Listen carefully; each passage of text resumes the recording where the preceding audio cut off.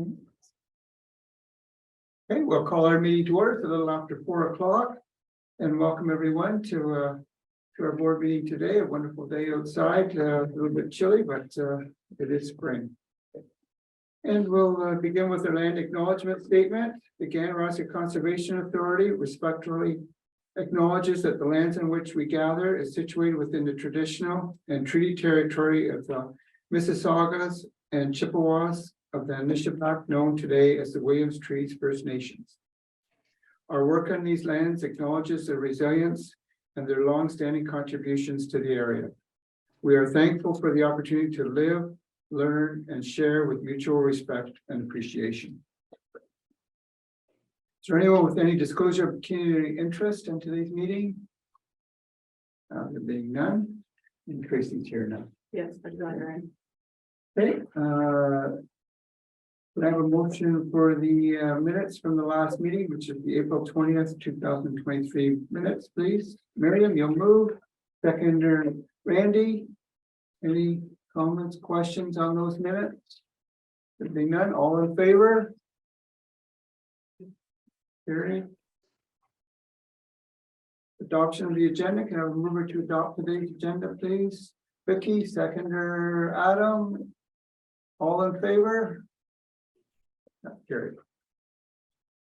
Is there any business arising from those minutes? Anyone from the previous minutes?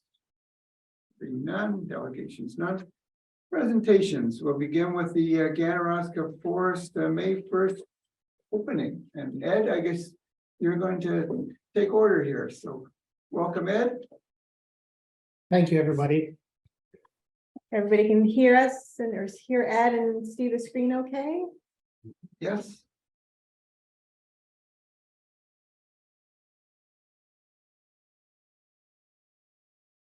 Okay, so on May 1st, we opened as regular. We allow hiking, horseback riding, mountain biking, hunting, and motorized activities within the West Forests, within the Ganaraska Forest. And staff are extremely happy to see people back again. It's a nice feeling to see people enjoying the forest.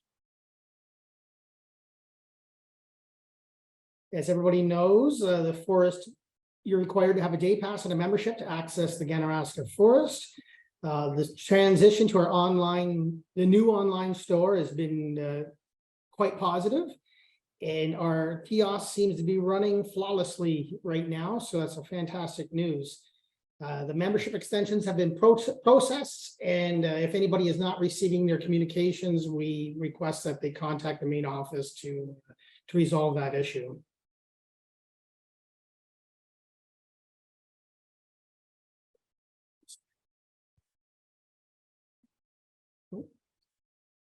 So the Ganaraska Forest mapping platform that we've been speaking about in the last couple of meetings is functioning.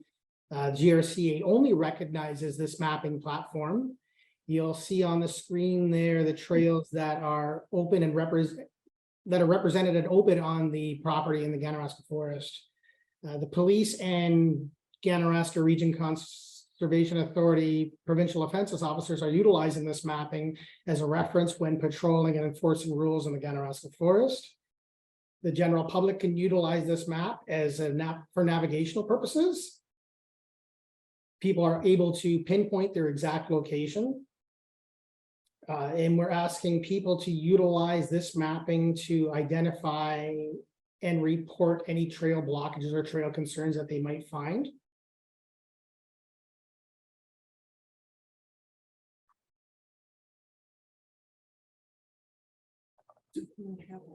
Yeah. So the majority of the storm damage that has been cleaned up over the last year. Staff have now transitioned into regular trail maintenance. We are encouraging people to report, like I mentioned earlier, to report blockages or trail issues that they do discover. They can report that to our volunteer at grca.on.ca reporting email, and those will come directly to the Ganaraska Forest staff. And I'm happy to state that so far we have not received very many trail blockage reports. and staff have been able to keep up with any of those reports that have been submitted.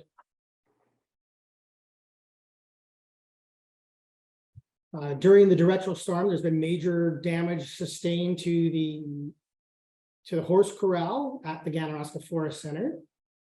It was originally funded, the horse corral, by the Ganaraska Forest Horse Club. And GRCA staff have been working on the horse corral to get it functioning again. It's expected to be opening on May 20th, and staff are just about finished with the repairs. You'll notice in the picture there, we've replaced several of the boards and posts in that one section.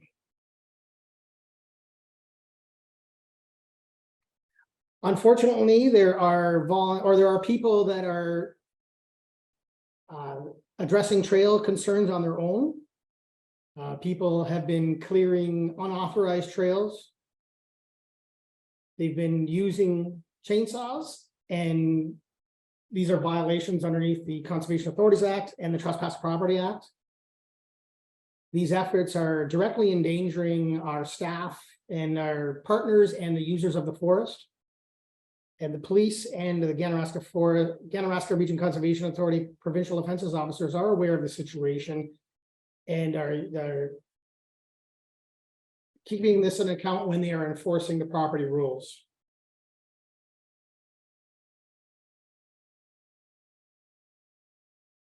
Stage 2 of the volunteer process.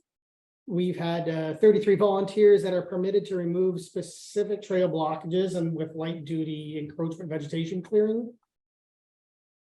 And we are now accepting a second call for volunteers with the training that will happen in June, and May 31st is the deadline for application.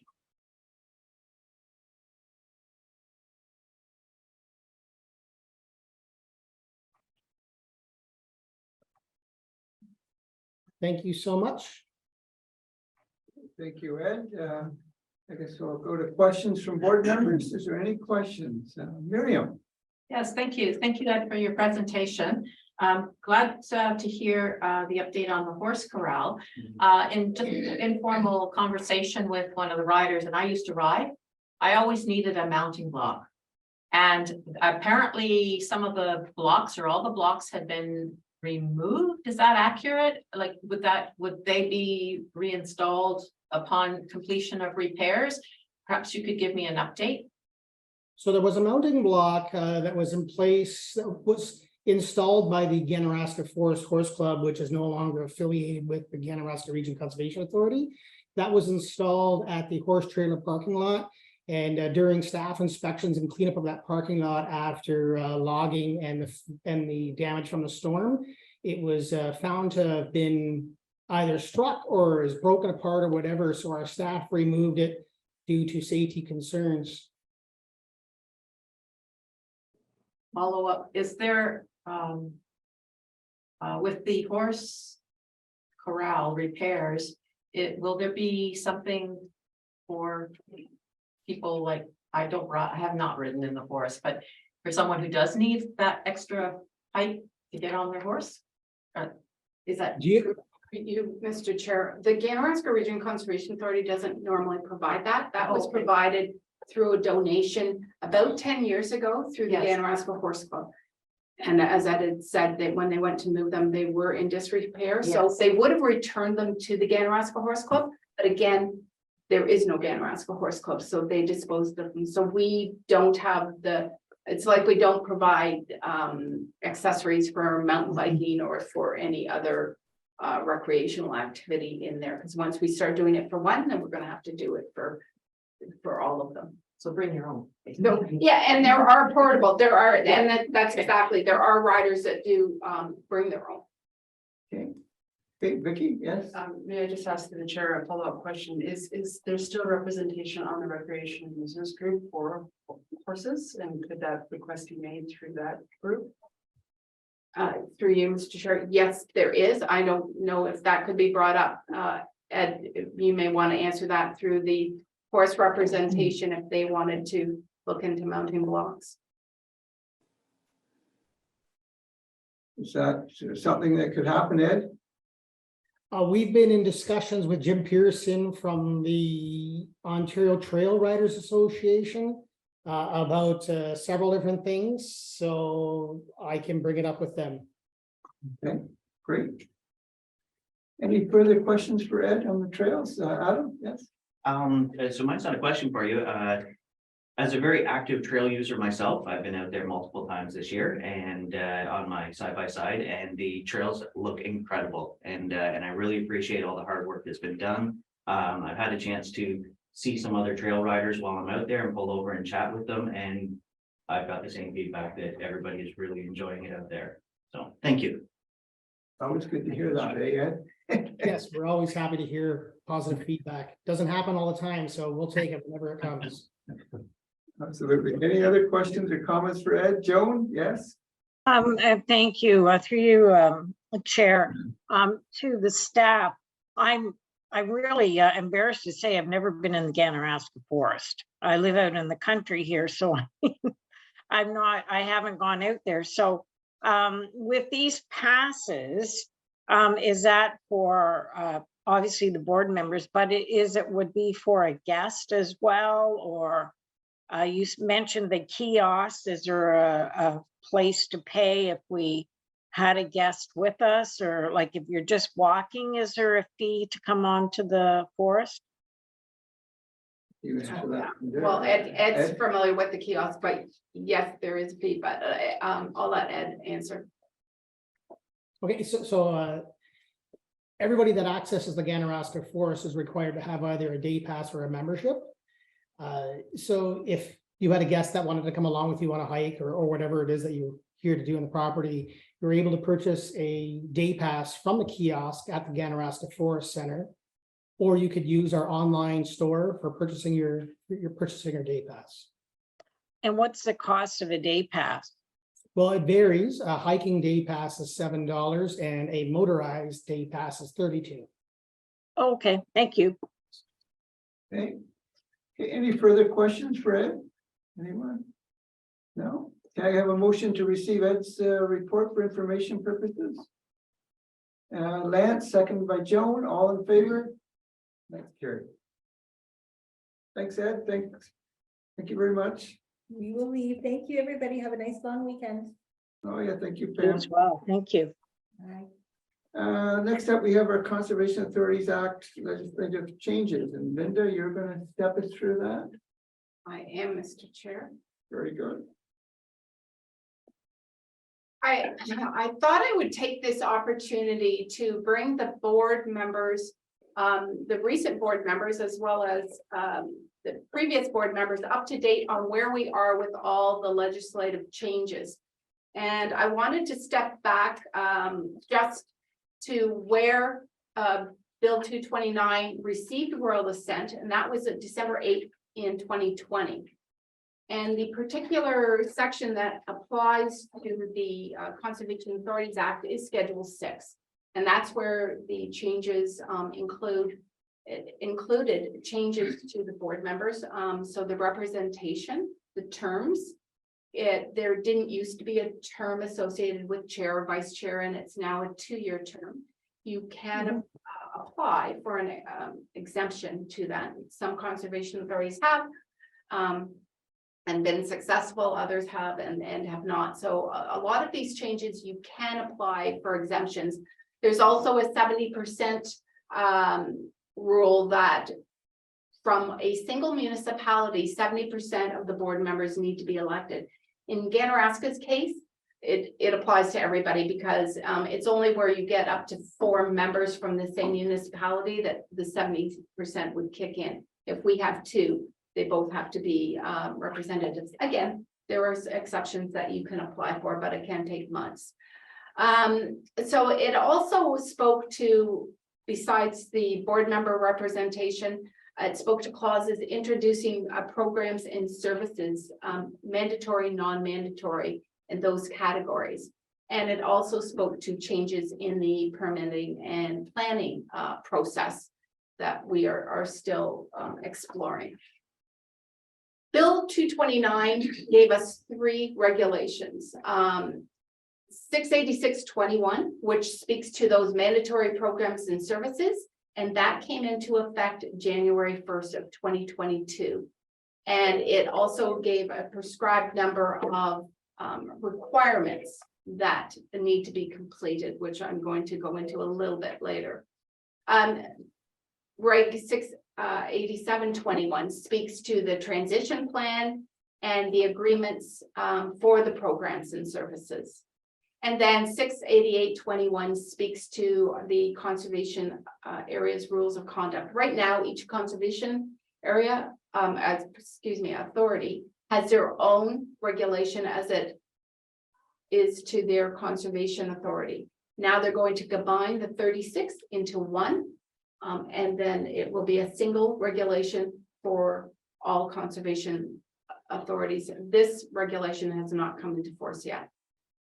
So with regulation 68721, that speaks to the transition and the programs and services, the transition plan. So we did bring our transition plan, which can be found on the website, to the board on November 25th, 2021. The transition plan is simply an outline of the deadlines of all of the regulations or all of the requirements we have to do, and it had dates associated on when we expect to complete them. So that can be found, I didn't reprint it here, that can be found on our website, but it's simply on how we're going to move transitioning Ganaraska and the other 36 all had to do one into the new regulations. On February 17th, 2022, that was at the annual meeting that year, we brought forward the draft, the first kind of kick at the cat of the programs and services, and identified them into categories 1, 2, and 3. And that was approved, and it was circulated to the municipalities at that time, as was the transition plan, so that they could be aware of what was happening and open to comments. We received no comments from any of our municipalities. So 687, as I said, deals with 3 categories, category 1, 2, and 3. Category 1 are the mandatory programs and services, and these were defined within the regulation. These are things such, and I'm not going to go into them all, actually, the programs and services, the draft categories were found in the budget document that came last month. So I appended it through that document, and it showed all of our programs and services broken into the 3 categories. I just got to look at level again, sorry. So the mandatory programs are such as flood forecasting and warning and natural hazard review, and some of the programs that were approved in that regulation. In category 2 are municipal programs and services. And those are programs that are requested on behalf of the municipalities. And those are very much like the capital projects that we will do for municipalities, such as storm sewer analysis, or different projects that are funded through the municipality. And we now have to have what they've referred to as an MOU or an agreement, which we normally do in some type. It may be just through the budget process, but now it will be more of a written process.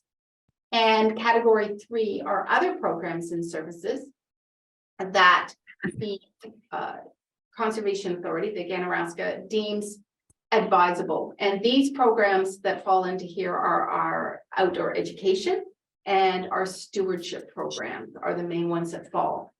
Now, with our programs, we don't have any levy dollars as such going into the outdoor ed. And with the Clean Water Healthy Lands, those are funded by the participating municipalities, again, through some type of agreement. Now we just have to have it a more formal agreement. Corporate services, they're called enabling services, and they are supporting all of the other programs, and they are supported by general levy, and they do not need an MOU because enabling services are classed the same as mandatory category 1. They don't need any agreement. So here's the timelines that we're looking at. And again, these are reflected in the transition plan, but I just wanted to bring everybody up to date on where we are now. For some reason I'm getting so December 31st, we had to have the transition plan completed, and it was, as I said, it was passed in November. February 28th, the draft programs and services inventory had to be completed. It came to the meeting in on February of that year. By January 1st, 2024, we have to have the completion of the MOUs with the municipalities. So those are being developed now. We are staff are developing those, and I'm going to be speaking about, which is why I wanted to have this presentation. That's fun. January 1st, the final programs and services inventory also will be finalized. So there's only, I think, one change that we're looking at to date, and it's just the categorization of the clean water healthy lands. Right now, we've categorized the 2, and it's probably going to go in at 3, but it is funded through the municipality. Then December 31st, 2024, we have to have completed the watershed-based resource management strategy, a conservation area strategy, and a conservation land inventory. Those we have started working. Conservation Ontario does have working groups that are looking at each one of these requirements and putting working groups of different conservation authorities together so that we get some guidelines, so that we're all singing from the same song sheet as we develop these. Some other additional legislative changes that have just happened within the last year. In fact, they came out while we were all on Christmas break on December 28th, 2022. I think everybody remembers that, and came into effect 3 days later. So we were given lots of notice. And it said that CAs are required to identify conservation authority lands that are suitable for housing. As far as Ganaraska's lands, we have not looked at any to deem them as suitable for housing. It also addressed some of the changes of the services that we can do when we're reviewing and commenting on applications or other matters under prescribed acts. And those are when we're reviewing for proponents through their fee structure, like such as natural heritage. So that really doesn't have any bearing on the levy, but it will affect some on the services that we are providing to the proponent. And also they said that PAs are not to change the amount of fees that it charges or introduce any new fees. For 2023, all fees are frozen. So our fees have been frozen. I wanted to bring everybody up to date on the MOU. So the memorandum of understanding, we are currently developing those. And we're developing those in consultation with the other conservation authorities within the province, so that they're very similar, so that any any municipalities that are sharing conservation authorities, they're not looking at totally different MOUs.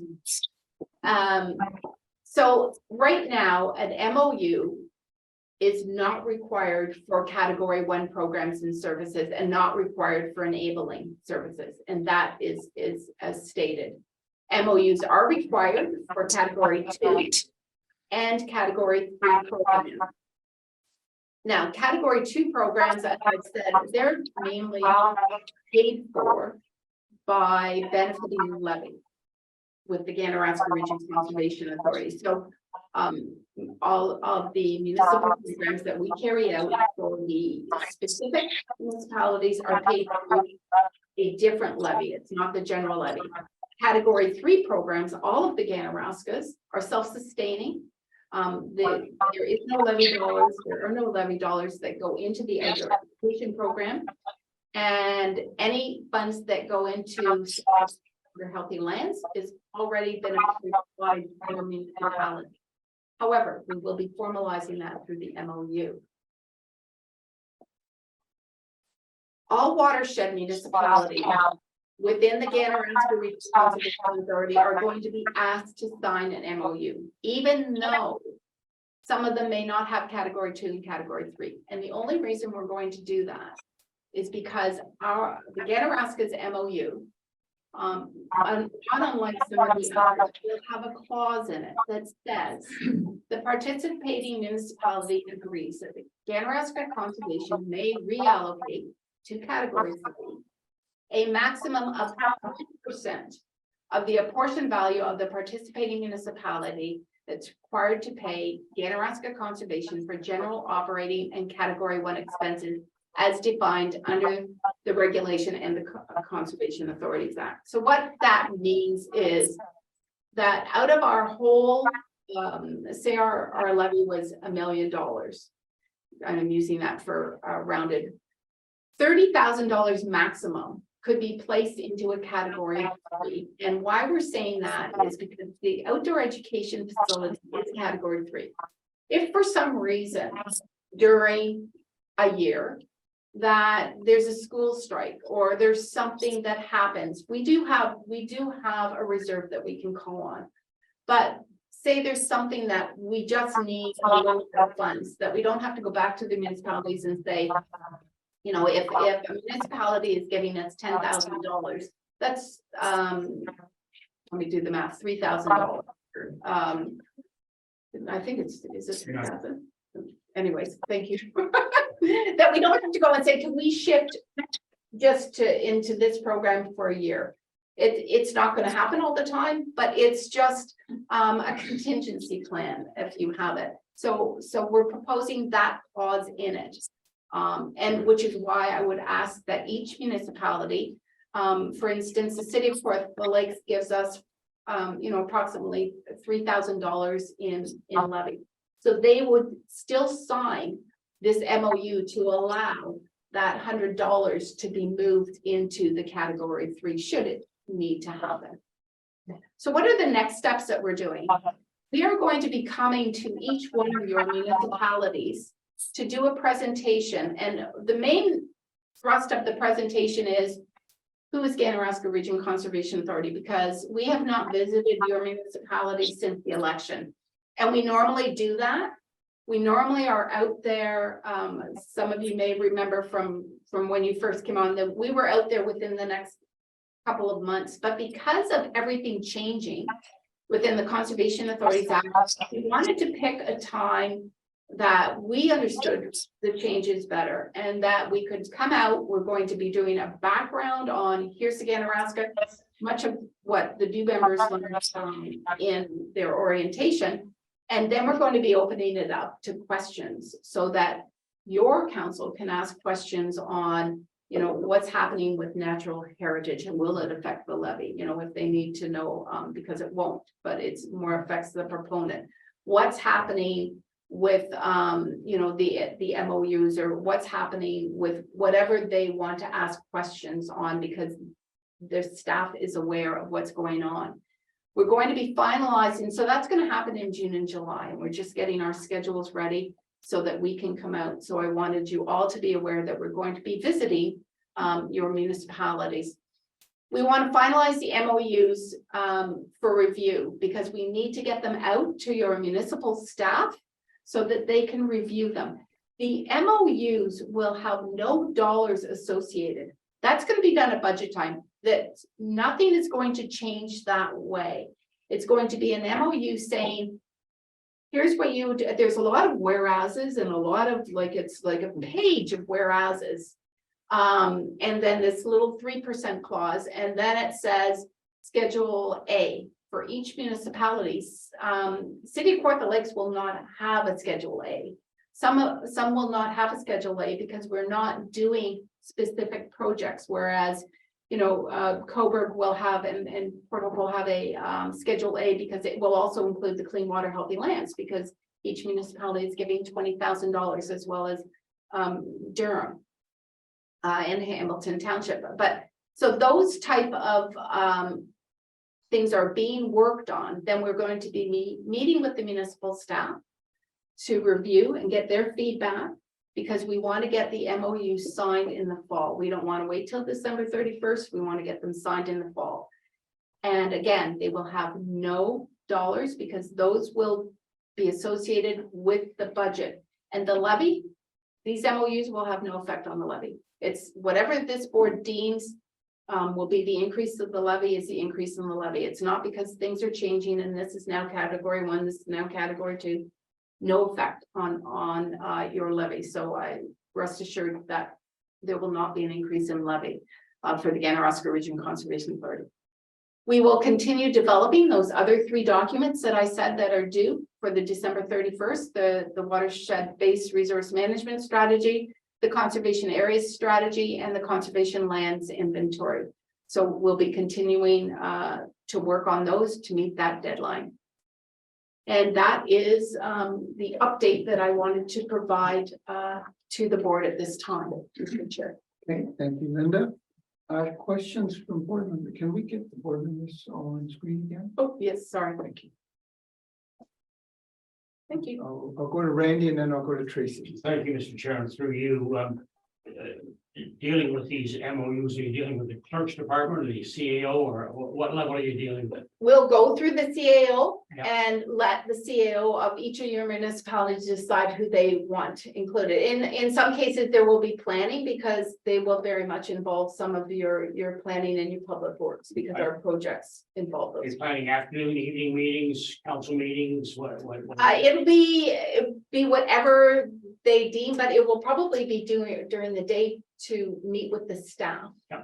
And then if the staff brings the whatever happens within your municipalities, if those MOUs come to council, they will bring them to council. Right. So it will be initiated by whatever your own municipalities dictate. Very good, thank you.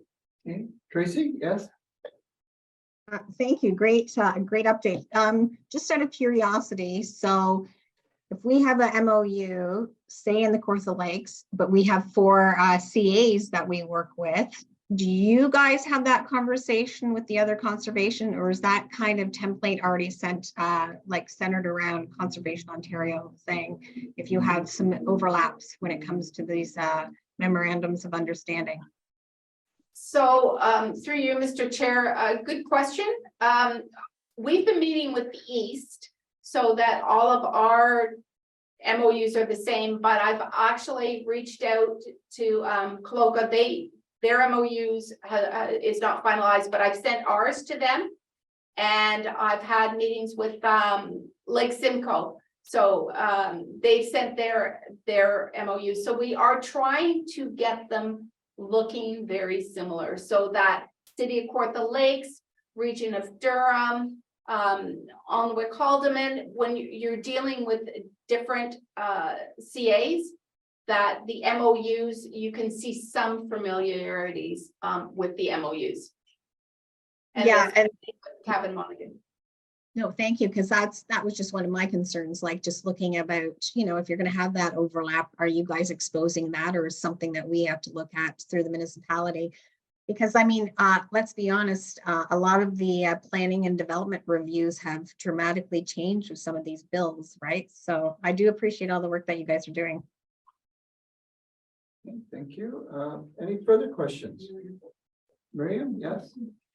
Thank you. Just Linda, just to clarify, so when you come and present to our council, will you be touching on all of these things that you've mentioned today?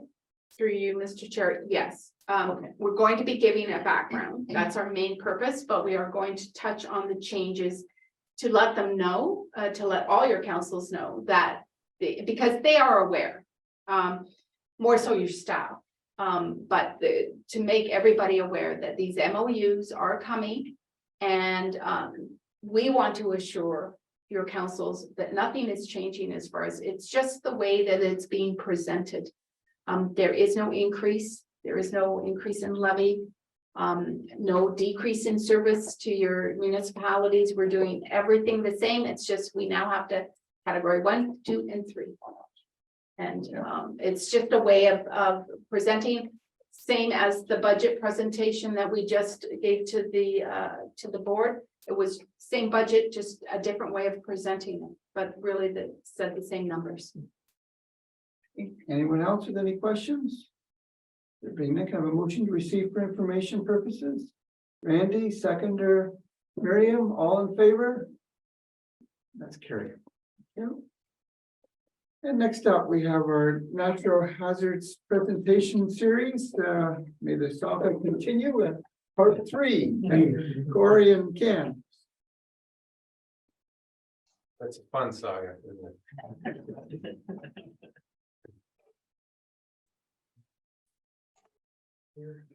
You don't want mine. Can I close it? Absolutely. Wants to close. So. I'm going to get this all set. And hopefully I do this volume. No, it's all. Okay, maybe just a note. Yeah, if there's people, when I'm talking, if your mics are on, sometimes your speakers are bouncing through your mics and it's causing a bit of disturbance. You may want to just mute yourselves until we have questions at the end. Okay. Share screen. Should work. And then, yes.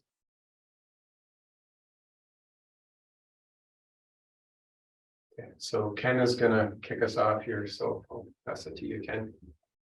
Thanks, Corey. So this is, we're going to be looking at floodplains and continuing the saga series. It's this is part 1 of floodplains because there's a lot of details associated with floodplains. We're going to look at more the development side of things in the next month. But right now we're going to be looking at what are floodplains and how are they established? How do we establish our mapping? So just as an outline, we're doing a background, natural, and then natural hazards, the natural hazards presentation series overview of developing floodplain hazards and our conclusion.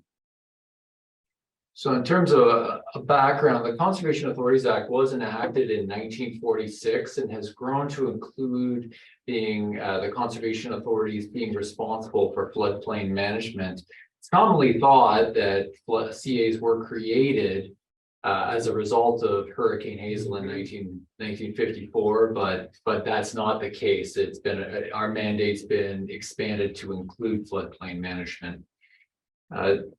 One of the 2 points here bolded, development and construction within the floodplain is costly to build and requires ongoing maintenance. And directing development outside the floodplain certainly saves the taxpayer significant dollars. So again, this is just part of our ongoing presentation. We will be doing a follow-up for part 2 next month, but the section within the regulation referring to floodplains is in or adjacent to river or stream valleys.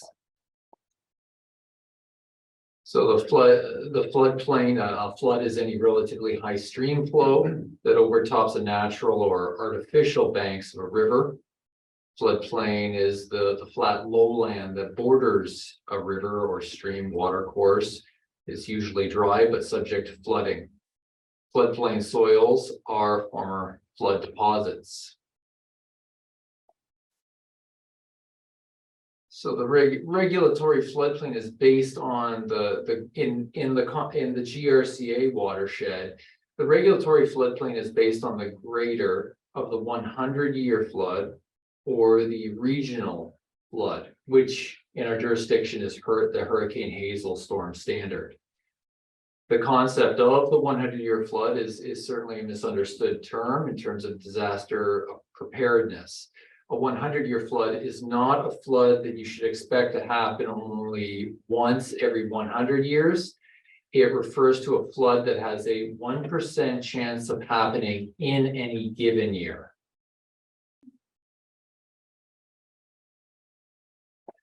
So within our jurisdiction, the regulatory flooding hazard limit would be the greater of the Hurricane Hazel storm standard, which occurred in October of 1954, or the 100-year flood, and on occasion, the 100-year may be greater than Hurricane Hazel, or if it's, or a flood that is specified within a special policy area.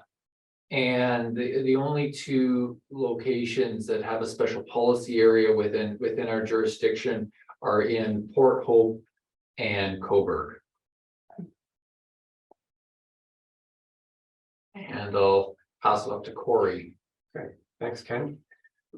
I just wanted to touch briefly on the province's position on flooding, and they clearly recognize significance of flooding and the damage that floods do.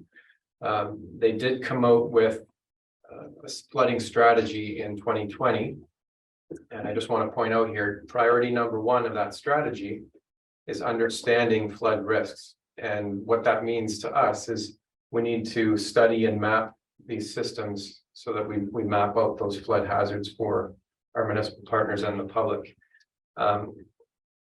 Something just to also note is the provincial flood standards are based on historic data. All the rainfall is historic statistical data and historic observed data. It does not incorporate climate change projections at this time. The province is working on a document as part of their technical guideline update to try and figure out how do we incorporate climate change projections into floodplain mapping. So the work that we do to map floodplains is guided by a number of different documents. There's a provincial technical guide, there's a Greater Toronto Area Conservation Authority guidance document, as well as the more recent federal mapping guidelines that came out from Natural Resources Canada. So I don't want people going to sleep, so I'm going to make some of the technical stuff as concise as I can. When we're mapping floodplains, it's really doing two different models. The first type of model is a hydrologic model. What that's all about is looking at understanding the drainage area for your creek system or the watershed, and looking at any factor that will affect the timing or the amount of water that comes down that system. You can see all those different layers there on the figure, and I won't go into all of them, but those are different data inputs that we would consider when building hydrologic models. So things like land use, impervious levels, the type of soils, like if you're in a sandy area and it's vegetated, that ground is going to be drinking a lot of rain when we get a storm. Whereas if you're in the middle of downtown and everything is asphalt and concrete, pretty much all of that rain is going into the sewer and into the creek. So we look at those types of things. So these models, the outputs from them are flows into the creek at different points. What we use a lot as well, and this has been a game changer in how we do mapping in Ontario, is the use of LiDAR data. And LiDAR stands for light detection and ranging. And that's basically when a plane flies over an area, they're actually measuring the ground surface with lasers, and they can measure that within centimeters. So out of that data, we get to create a digital terrain model, and that's used to delineate drainage areas, as well as that gets pulled into the hydraulic models that look at where that flow is going to be distributed along the river. So coming back to Hurricane Hazel, as one of the rainfall inputs, like Ken had mentioned, we look at the greater of the 100-year event or the Hurricane Hazel event. And Ken and I have been doing this for almost 25 years, and we get this recurring comment from the public. Well, Hurricane Hazel, I was around for that, and that's never going to happen. So one of the things we always have to point out is that the reason the province has told the CAs that you have to use Hurricane Hazel is that is an actual event that occurred. It was observed in Southern Ontario, and when it happened, it was centered over the Humber River in Toronto. It didn't happen over Peterborough or other areas. Peterborough, I think, only got an inch of rain as opposed to the Humber, which got close to 12. It happened in Wabasha. Yeah, you got a little bit up there. Not Cascade, I was taken out of my house. Okay. Yeah, it was a big system. So what this is just an excerpt out of our actual regulation, and so the province has put a table in Schedule 1 of our regulation that shows the rainfall on an hourly basis of what Hurricane Hazel dumped on, I think it was the Pearson Airport rain gauge. So I have my glasses, but I don't think I can read that even with those on. So it says, yeah, the number of millimeters per hour, and then when you graph that out, that's what that looks like. So we had 2 days of rain beforehand. That's what this flat blue line is at the start of this graph. And one of the reasons Hurricane Hazel was so significant is that the ground was saturated when it came in. So there were events that happened beforehand, and then you see the hourly distribution of the rainfall over that tail end of the system.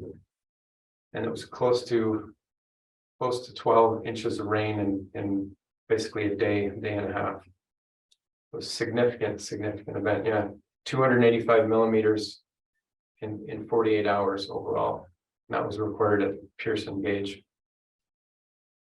And in terms of impact, it was one of the most significant, if not the most significant event, disaster event in Canada up to that point.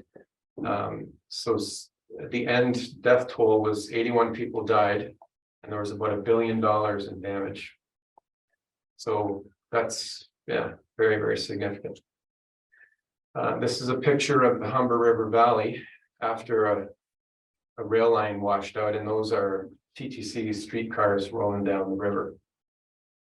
So it just gives you a sense of the amount of water that was being conveyed by these valleys. And the Humber River is not a small system. It's very significant, and it's a great picture for scale. This is a picture of the Bloor Street rail line down by the old mill. I don't know if anyone's ever been there, but that's my wife standing under the bridge, and she's pointing to the water level up on the bridge. So the Hurricane Hazel water level in the Humber in that part of the valley was up to that point at the peak of the storm. So it just gives you the sense of how much water was barreling through the valley. And there's a dedicated website just called hurricanehazel.ca that gives the stories and more information on the actual event. So we've talked about hydrologic models. The next type of model out of the two that we make is the hydraulic models.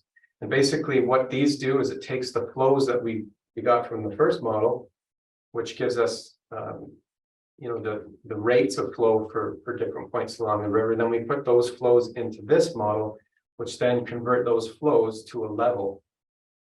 It looks at the geometry of the valley, the sizes of the openings of the bridges and the culverts, and then can tell us how far the water level is going to rise behind those structures and along the river. And this is an example of the 401 bridge over the Ganaraska River. This is what this image on the right is. So you can see the Choate Road underpass to the right. This is looking downstream. You can see the piers that are on either side of the river. So that's what a bridge crossing looks like in the hydraulic model. I just want to spend a minute talking about the different types of hydraulic models, because there's two main types. 1D models, or one-dimensional models, are ideal for valley and river systems that are confined, because it assumes that water is going in one direction, and that's downstream. Where you get into scenarios where there isn't much of a valley feature, where the water spills out of the river and goes into very flat areas, the one-dimensional model doesn't predict those water levels as well. So we look at two-dimensional model, which is just a more accurate way to represent those flows and the levels that come out of that.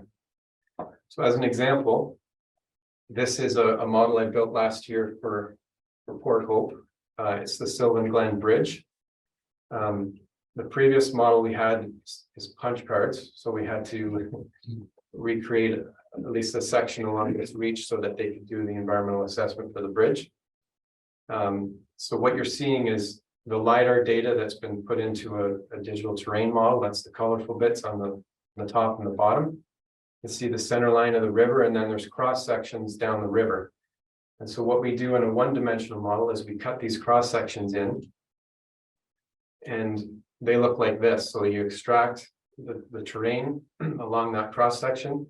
It picks up the channel, and we put the flows in and give roughness values for the vegetation and the floodplains. And so you can see the blue area is what we've predicted for a flood line. So it shows you how high it's coming up, and then I guess the overall area, you can also see the limits of the floodplain in this blue layer. When we get into a two-dimensional model, that approach is different. We're not building cross sections, we're building a mesh, and we're dropping that mesh on top of that terrain model, and that's what all those little cells are. So the difference here is, instead of calculating cross section to cross section, it looks at those cells within the river as water levels come up, and it leaves one of those cells. It looks at the cell adjacent to it, and it can determine whether or not, based on the grades within that cell, whether the water is going to flood into that cell. So as the water's levels come up, it'll spread from cell to cell and give you a better idea of where the water goes in these flat areas. This is a excerpt of the Ganaraska River, and you can see Town Hall there on the left. So what I wanted to show here, this is downtown Cobourg, and we worked with Cobourg staff last year to develop an updated model of the bottom end of Midtown Creek, because there was a development application in the area that we wanted to be able to better assess what true flood elevations were going to be. We had a previous model for this area, which was reasonable. But as development is going to occur, we want to understand how is water moving around those buildings and affecting other landowners adjacent to those buildings. So I'm going to click on the button here and just see if this will work for me. But this shows the whole hydrograph of the Hurricane Hazel storm as it hits Midtown Creek. And I think most of us are familiar with this area, but you can see at the upper center section, there's a parking lot, a municipal parking lot, so the covered street. The creek actually goes underground there, and it pops out at the farmer's market down near this oval bit here. So just keep an eye on those areas as the flooding progresses here. And these are 15-minute time steps in the model.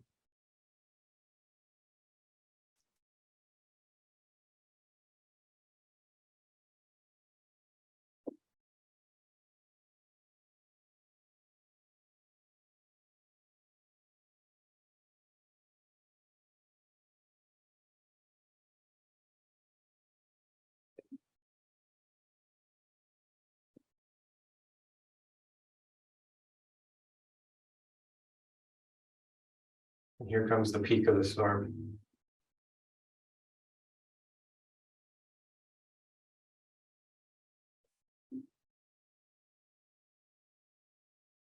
So the darker the blue is, the deeper the depth.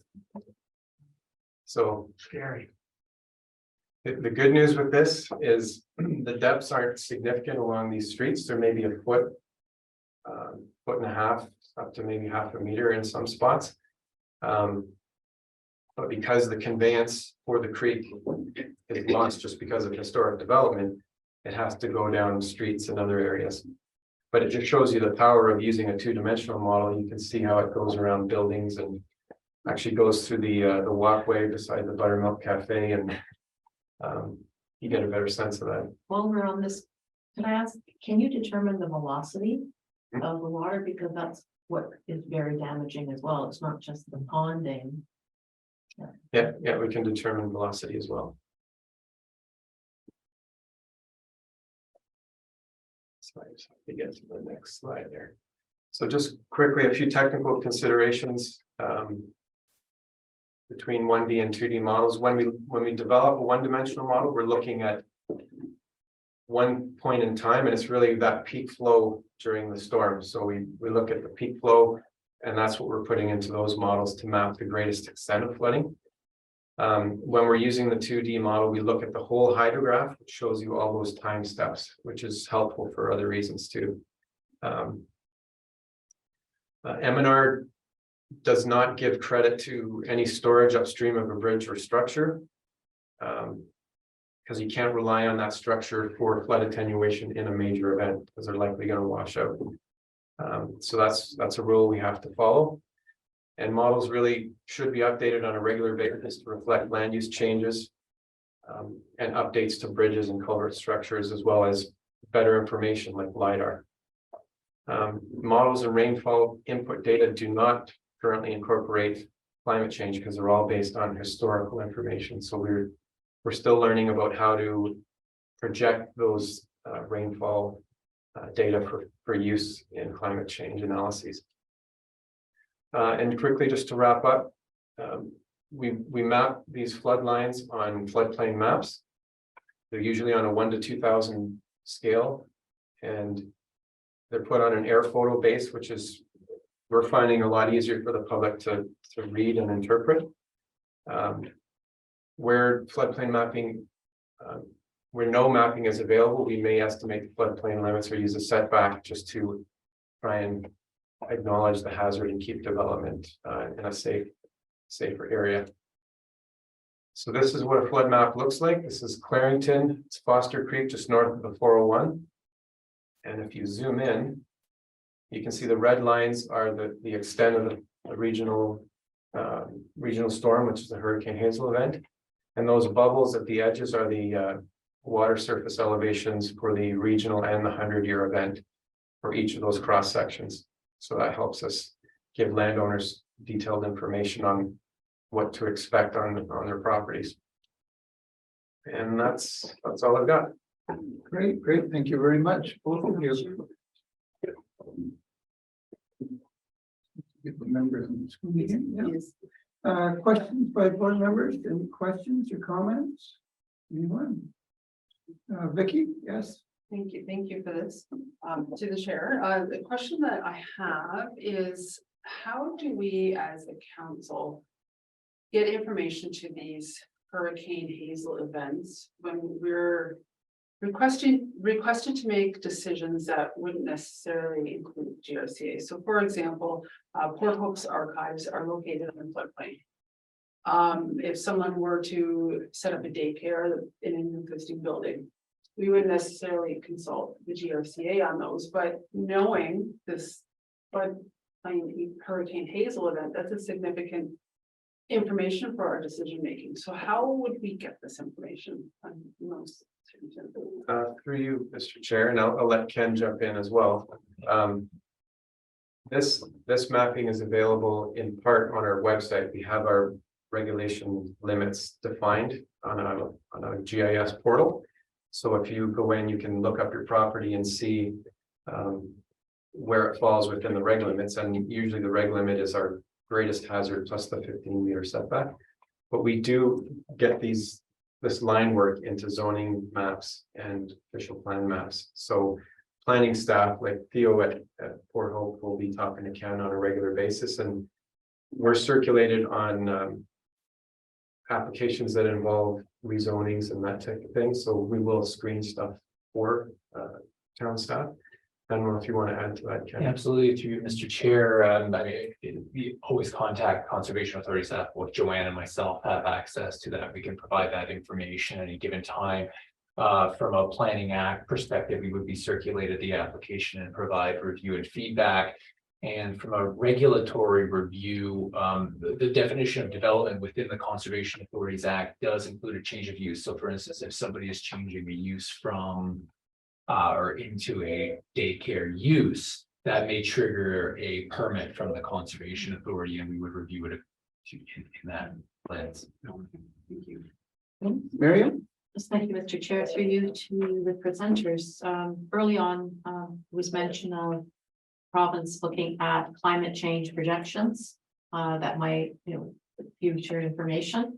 And do you anticipate that the sort of modeling that you've been doing, once that information filters to the article at the GRCA, that you could input quite easily, that you could show not just what historical precedent, but anticipated future could look like?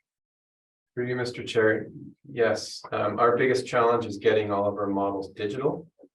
You may recall from, I guess some of the previous members may recall that some of our mapping is 45 years old. And part of that's because there's no recurring funding for floodplain mapping. The province doesn't provide any funding for that. So usually it's a cost sharing between our municipal partners and a federal program. So I am in the process of itemizing priorities for getting digital models created for all of our creek systems. But once those models are available, it isn't difficult to take climate change information, and that's usually in the form of either rainfall intensities or storm durations. We can create new storms and put them in these models and test what those impacts are to our communities. The biggest part of, and the heavy lifting part, is recreating the models just because they're so old. Okay, any further questions or comments? I'll just say, I just have one comment. I hope Randy and I hope Miriam, I hope you weren't in that blue area. And at home, the meeting with waterfront area, waterfront properties. We are regularly when we attend council, that's what it is. Can I have a motion to receive the report for information purposes, please? Randy and Miriam, all in favor? That's carried. Next up, we have our applications and permits that have been approved by the executive. Can I have a motion to receive those for information purposes, please? Motion to receive. Margaret, Joan, any comments, questions on these ones? Vicky? Thank you to the chair. I've had a number of questions about number 2262, and we responded last week, I think it was, with a very inclusive response. So thank you for that. That's regarding the construction of the pond on Highway 2. It's causing a lot of questions. One of the answers that came back after you responded with your response was whether consideration of the wetland approximately half a kilometer away would have any impact on this pond. I'm not sure, so I'm just reading what I'm. It wasn't, sorry, through you, Mr. Chair, the distance away from a wetland didn't come into the decision making. There wasn't one in the immediate vicinity. So the issues here was primarily the distance from the water course to the immediate east of where they were building, and again, they were going to be maintaining that minimum distance as requested by the Conservation Authority for the construction of the pond. Now, notwithstanding that, if for water impacts, if there is an MECP issue, that wouldn't fall under our review. Okay, great, thank you. Okay, anyone else with any questions on these? There being none, all in favor then? Carried. Thank you. Next, we can go down to our newest item number 13. Then, do we have any questions? No, but Mr. Chair, we do not. Okay.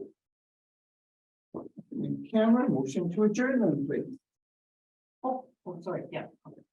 You Well, make a I motion? yeah. I have a question, but it has nothing to do with Second GRCA. to adjourn. Adam, and we are now adjourned. Thank you very much, everyone, and we'll see you next month.